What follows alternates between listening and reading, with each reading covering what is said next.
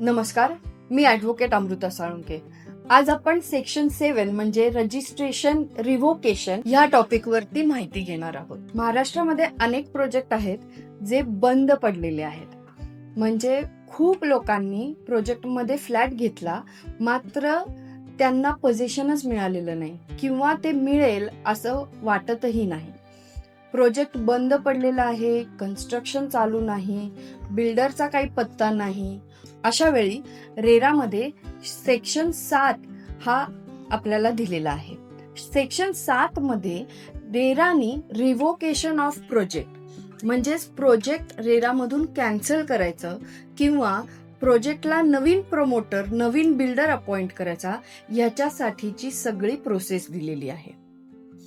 या particular section मध्ये जे प्रोजेक्ट बंद पडलेले आहेत किंवा काही बिल्डर बँकरप्ट झालेले आहेत, त्यांच्याकडे प्रोजेक्ट पुढे न्यायला पैसेच नाही आहेत, अशा वेळी तिथे फ्लॅट घेतलेल्या लोकांनी कशी प्रोसेस करायची, कसं रेराला अप्रोच करायचं आणि कुठल्या प्रकारची कंप्लेंट फाईल करायची, या सगळ्या बाबतीमध्ये आज आपण बोलणार आहोत. जेव्हा प्रोजेक्टची चुकीची ऍडव्हर्टाइजमेंट केलेली असते किंवा प्रोजेक्टमध्ये काम चालूच होणार नसतं, अनेक वर्ष प्रोजेक्ट बंद पडलेला असतो किंवा प्रोजेक्टसाठी ऍडव्हर्टाइज करताना काहीतरी अवास्तव गोष्टी बिल्डरनी सांगितलेल्या असतात, अशा मोठ्या चुका म्हणजे मेजर मिस्टेक्स जर का बिल्डरकडून झालेल्या असतील तर अशा कंप्लेंट्स या सेक्शन 7 मध्ये, सेक्शन 7 मध्ये प्रोजेक्ट रिव्होकेशनसाठी फाईल केल्या जातात.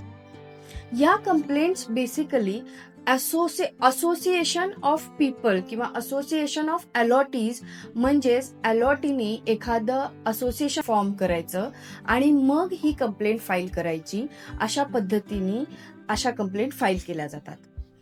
आता जेव्हा प्रोजेक्ट बंदच पडलेला आहे आणि अनेक लोकांनी तिथे फ्लॅट घेतलेले आहेत, पैसेही दिलेले आहेत, मात्र बरेच पैसे देणं बाकी आहे, अशी कंप्लेंट जेव्हा रेरामध्ये फाईल होते तेव्हा रेरा अथॉरिटी नवीन प्रमोटर अपॉइंट करण्यासाठी, नवीन बिल्डर अपॉइंट करण्यासाठी प्रोजेक्टमध्ये फ्लॅट घेतलेल्या लोकांनाच अप्रोच होते.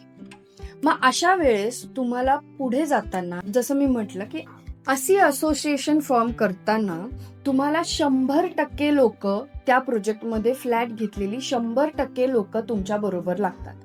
100% लोकांनी मिळून एक असोसिएशन फॉर्म करावं लागतं. मग असोसिएशननी ही कंप्लेंट रेरामध्ये फाईल करावी लागते. आता ही कंप्लेंट रेग्युलर कंप्लेंट पेक्षा थोडीशी वेगळी चालते. ह्याच्यामध्ये बिल्डरला बोलवलं जातं किंवा समन्स पाठवले जातात किंवा वॉरंट पाठवलं जातं आणि बिल्डरची नक्की काय परिस्थिती आहे ही समजून घेतली जाते.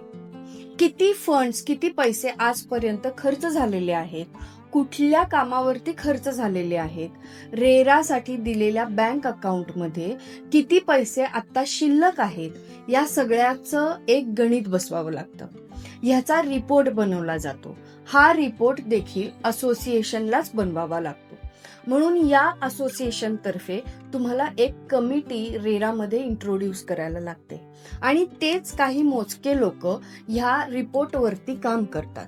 म्हणजे बिल्डरकडे किती पैसे तुम्ही दिलेले आहेत, किती पैसे बँक अकाउंटमध्ये शिल्लक आहेत, त्यांनी किती काम केलेलं आहे, त्या कामाची काय किंमत आहे आणि इथून पुढे प्रोजेक्ट कम्प्लिशन पर्यंत नेण्यासाठी किती खर्च होणार आहे, ह्या सगळ्या गोष्टींसाठी किती पैसे लागणार आहेत, याच्यावरती ते प्रोजेक्ट दुसऱ्या प्रमोटरला, दुसऱ्या बिल्डरला देणं शक्य आहे का, हे सगळं गणित मांडून आपल्याला रेरा अथॉरिटी समोर अप्रोच व्हावं लागतं.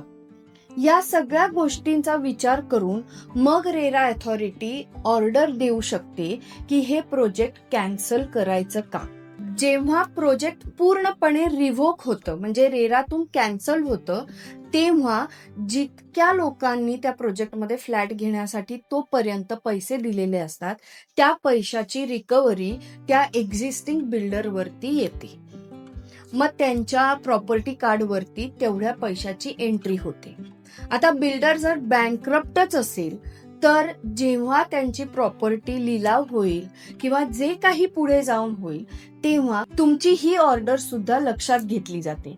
तुमचा किती रुपयाचा क्लेम आहे तेवढे पैसे तुम्हाला त्या पर्टिक्युलर बिल्डरच्या प्रॉपर्टीतून दिले जातात.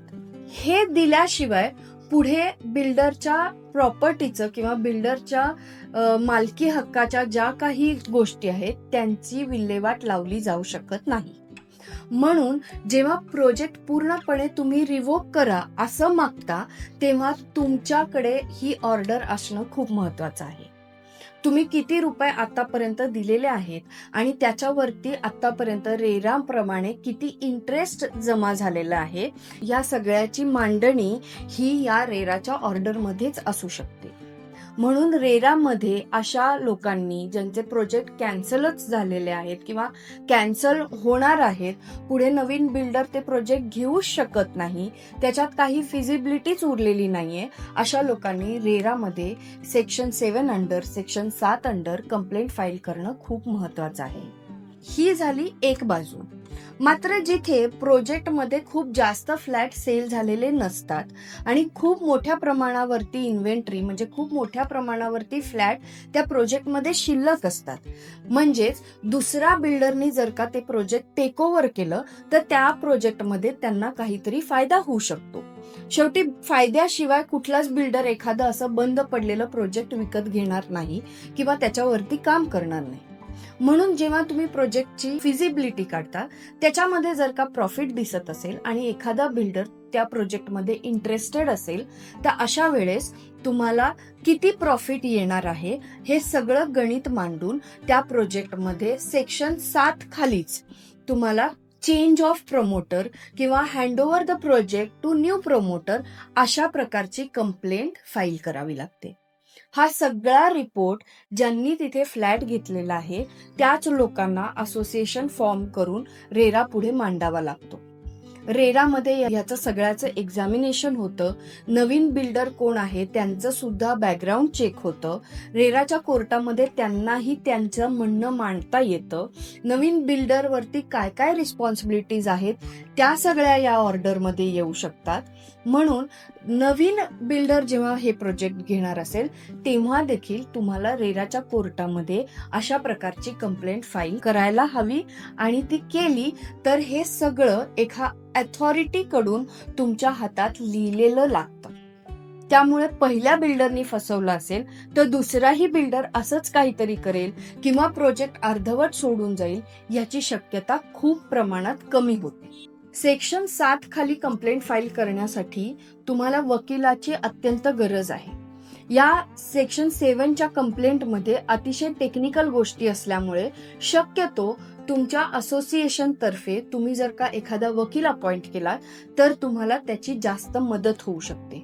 कंप्लेंट फायलिंगच्या दिवसापासूनच तुम्ही जे काही मांडता आहात ते टेक्निकली स्ट्रॉंग असेल तर अशा प्रकारच्या कंप्लेंट जास्त लवकर रिझॉल्व्ह होऊ शकतात. म्हणून तुम्हाला बंद पडलेल्या प्रोजेक्टबद्दल किंवा बिल्डर ॲब्स्कॉन्ड झालेले आहेत किंवा प्रोजेक्ट पुढे होण्याची काही शक्यताच नाही आहे अशा केसेसमध्ये अशा तुमच्या प्रॉब्लेममध्ये जर कंप्लेंट फाईल करायची असेल तर आम्हाला नक्की कॉन्टॅक्ट करा. कॉन्टॅक्ट डिटेल्स व्हिडिओच्या डिस्क्रिप्शनमध्ये दिलेले आहेत. तुम्हाला व्हिडिओ आवडला असेल आणि माहिती मिळाली असेल तर चॅनलला नक्की सबस्क्राईब करा आणि व्हिडिओला लाईक करा.